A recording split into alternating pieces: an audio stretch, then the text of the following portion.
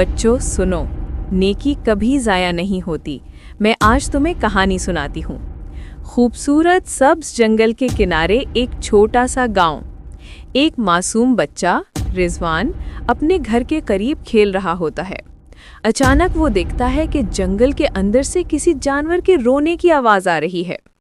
अली आहिस्ता आहिस्ता जंगल में जाता है और देखता है कि एक छोटा शेर का बच्चा कांटे में फंसा हुआ है। शेर का बच्चा रो रहा होता है। वो डरते हुए करीब जाता है, मगर शेर के बच्चे की आंखों में दर्द देखकर उसका दिल पिघल जाता है। वो बहादुरी से आगे बढ़ता है और कांटा निकाल देता है। शेर का बच्चा मुस्कुराकर उसका चेहरा चाटता है। रिजवान हंस पड़ता है और दोनों में एक खूबसूरत दोस्ती की शुरुआत होती है। कुछ साल गुजर जाते हैं। रिजवान बड़ा हो जाता है।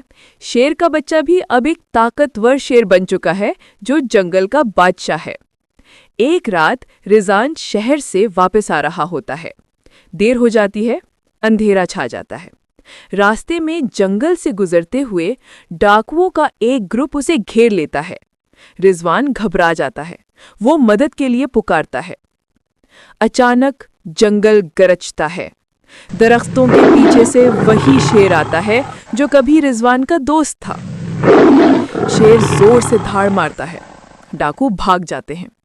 शेर रिजवान के पास आता है जैसे कह रहा हो कि मैं तुम्हें नहीं भूला। वो उसके गले लगता है। सूरज तुलू हो रहा होता है। अली और शेर जंगल के किनारे बैठे हैं। अली कहता है कि नेकी कभी ज़ाया नहीं जाती।